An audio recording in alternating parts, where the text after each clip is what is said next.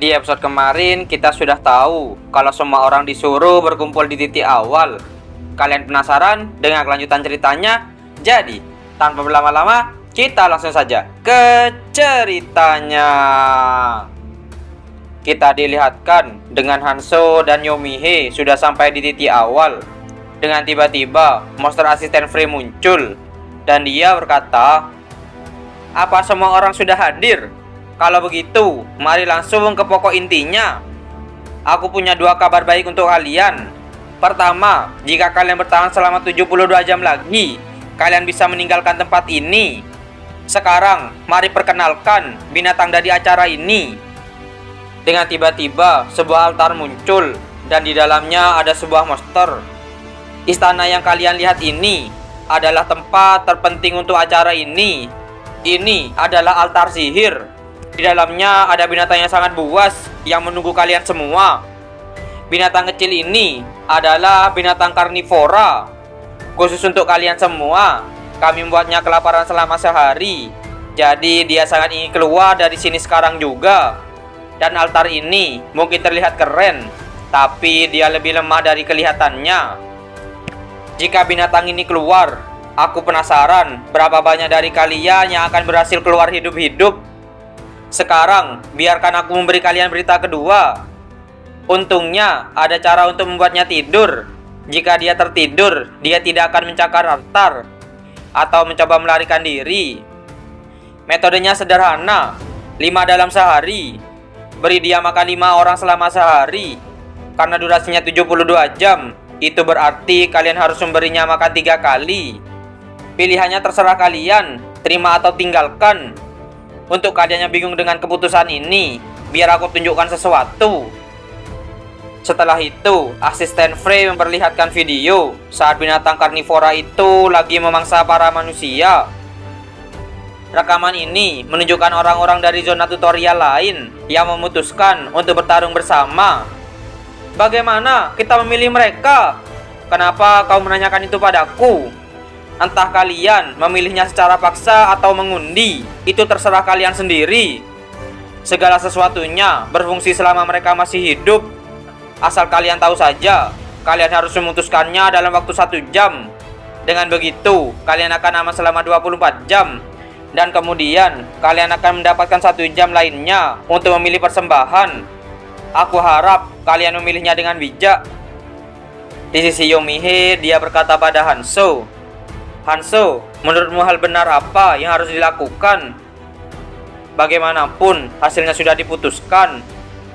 Seseorang di sana berkata, "Kita akan melakukannya secara adil. Bagaimana kalau kita mengundi? Kita bisa memilih 5 orang di hari pertama, lalu 5 orang di hari kedua. Dan kenapa kita harus melakukannya? Apa kita punya alasan untuk adil?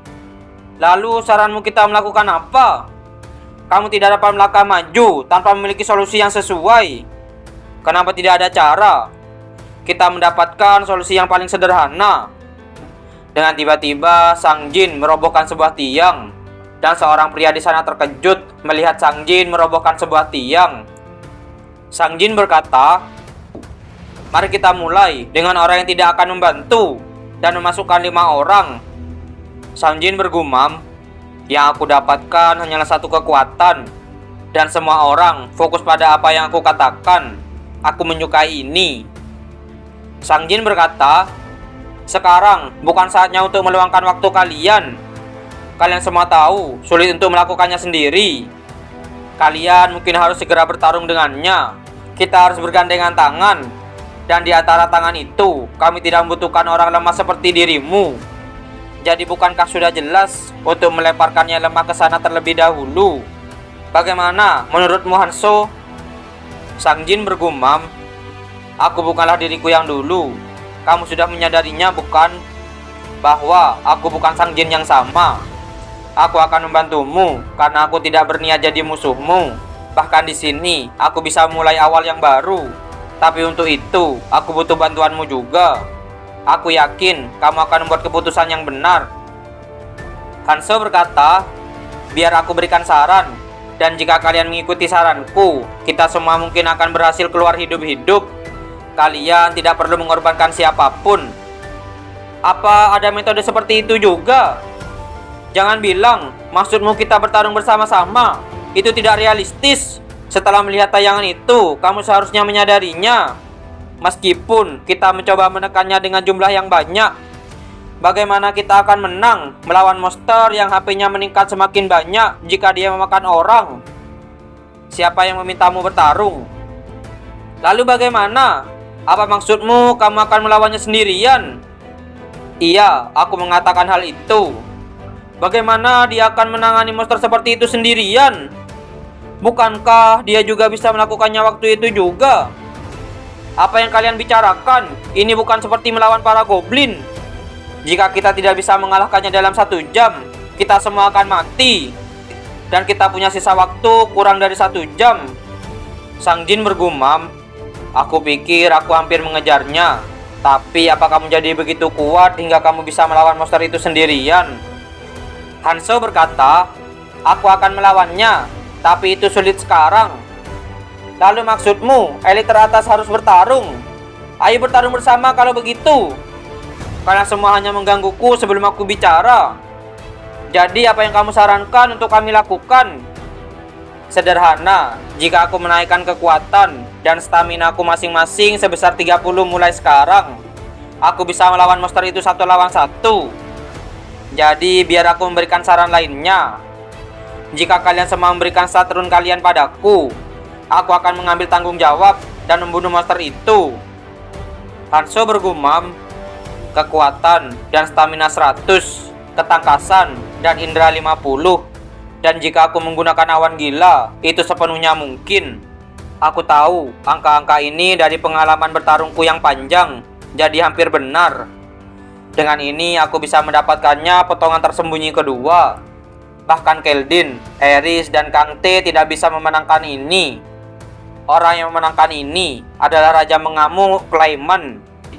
Bahkan baginya, meski memiliki stat yang bagus untuk itu, hampir tidak mendapatkannya setelah hampir mati. Jadi meskipun ini tentang bagiannya tersembunyi, aku akan menjadi kuat dengan cepat kali ini. Hanzo berkata, aku tidak peduli siapa yang memberikannya padaku. Jika aku mencapai angka itu, aku akan segera masuk altar. Asal tahu saja, menunda ini tidak akan bagus bagi kita. Orang lemah tidak mungkin memiliki rune sebanyak itu. Jika kami memiliki sebanyak itu, kami akan jadi lebih kuat. Seseorang, beri aku rune. Atau mari mengundi jika kalian tidak bisa memutuskan. Dasar bajingan egois. Jelas-jelas kamu akan jadi yang pertama kali dilempar ke sana jika kita mulai dengan yang terlemah. Jadi kenapa kami harus memberi rune pada orang sepertimu? Atau apa karena kamu hanya punya beberapa rune? Sangat jelas kalau orang lemah sepertimu akan melarikan diri karena kamu tidak bisa mengembalikannya. Beraninya kamu bicara padaku seperti itu. Jangan bertingkah tua, atau anggota tubuhmu akan patah dan dilempar ke sana. Kamu bahkan tidak tahu bagaimana cara menghormati orang yang lebih tua darimu. Bukankah kami hidup dalam demokrasi? Demokrasi kamu bilang? Bagus, kalau begitu mari memilih antara memberikan runmu untuk menyelamatkan orang sepertimu, atau mengorbankan dengan mempersembahkan dirimu. Tentu saja kita akan memilih secara anonim, seperti demokrasimu sebelumnya. Orang sepertimu bisa dengan mudah mengambil runnya, bukan? Jika kamu membunuh beberapa orang yang kuat, kamu bisa dengan mudah mendapatkannya. Dengan tiba-tiba ada seseorang yang memukul orang tua itu. Apa kamu ingin mati? Setidaknya aku harus berhasil keluar hidup-hidup. Aku punya keluarga. Hanzo bergumam. Mereka tidak tahu kapan harus mundur seperti biasanya. Aku tahu itu. Kami akan membutuhkan resolusi konflik di sini. Hanzo berkata, pilihan 1, pilihan 2, dan dia menjadikannya kelima.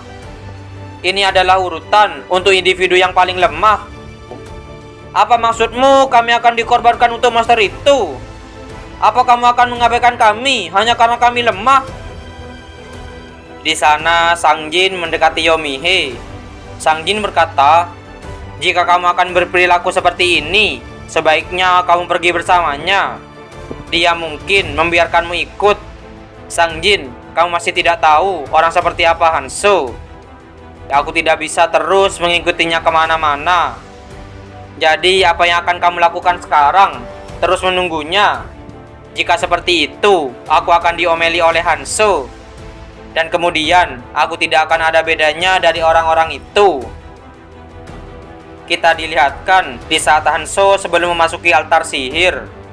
Hanzo berkata, "Apa yang kalian lakukan sementara yang lainnya berlarian? Aku tidak peduli jika kalian baru beristirahat, tapi kalian harus menanggung konsekuensi dari pilihan kalian sendiri. Mereka tidak meninggalkan kalian karena kalian lemah. Kelemahan kalianlah alasan kalian tidak bisa menyusul mereka. Apa kalian berharap mendapatkan dukungan kesejahteraan di sini? Jika kalian ingin kesempatan untuk bertahan hidup, masing-masing dari kalian berikan 2 run dari 15 dari kalian. Hanya itu yang bisa aku tawarkan." Kita beralih di waktu yang sekarang. Di sana Yomihe berkata, "Hanzo selalu menepati janjinya. Jadi dia pasti akan menyelesaikan semuanya sendiri. Yang artinya aku harus bergerak lebih cepat juga. Jadi aku bisa menyusulnya. Kamu bisa ikut dengan kami. Yang lain akan senang kalau kamu ikut juga." "Terima kasih. Tidak masalah kan jika aku memberimu jawabanku nanti?" Sang Jin bergumam, "Aku tidak perlu melihatnya bertarung untuk mengetahuinya. Dia jadi lebih kuat dibanding pada saat terakhir kami bertemu. Aku juga harus menunjukkan sesuatu. Ini masih belum cukup bagus. Sesuatu yang lebih jelas untuk membuktikan nilaiku." Seseorang di sana berkata pada Sang Jin, "Hei kamu, aku perlu bicara padamu." "Bicara apa? Kenapa kamu begitu tegang?" "Aku Soyeul. Dari apa yang aku lihat tadi, kamu juga mengenal orang yang bernama Hanzo itu juga. Aku ingin bicara denganmu tentangnya. Apa tidak masalah?" "Tentu saja." Kita beralih di dalam altar. Di sana ada Hanzo. Racun goblin tidak akan bekerja padanya. Jadi kita akan menggunakan racun pelumpuh sebagai gantinya. Setelah itu, ini bisa memulihkan sejumlah kecil stamina.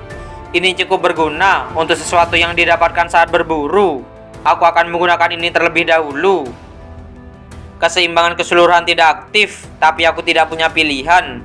Karena untuk melawan monster ini tidak akan cukup. Aku akan menggunakan banyak awan gila. Aku tidak memiliki perasaan ini dalam waktu yang lama.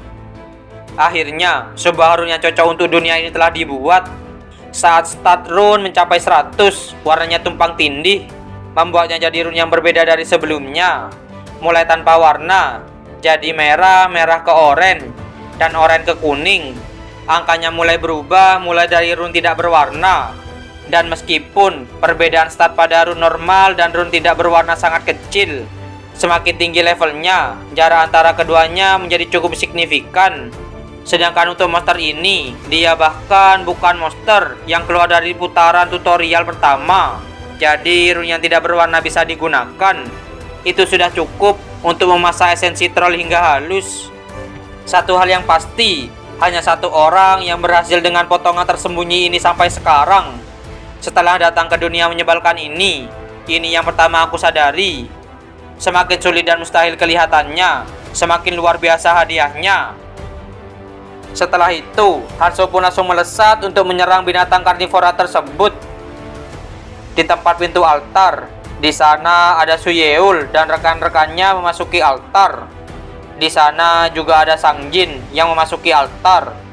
Suyeul berkata, "Tidakkah kamu senang karena kamu tidak membawa serta teman-temanmu? Sekarang mari bergerak dengan cepat dan membantu Hanzo." Apakah Hanzo akan berhasil mengalahkan binatang karnivora tersebut? Dan apakah orang-orang dari Suyeol benar-benar akan membantu Hanzo? Kalian penasaran? Jadi, jangan lewatkan di episode yang selanjutnya. Terima kasih telah menonton video kami sampai selesai. Jangan lupa subscribe dan like dan share video-video kami ke teman-teman Anda.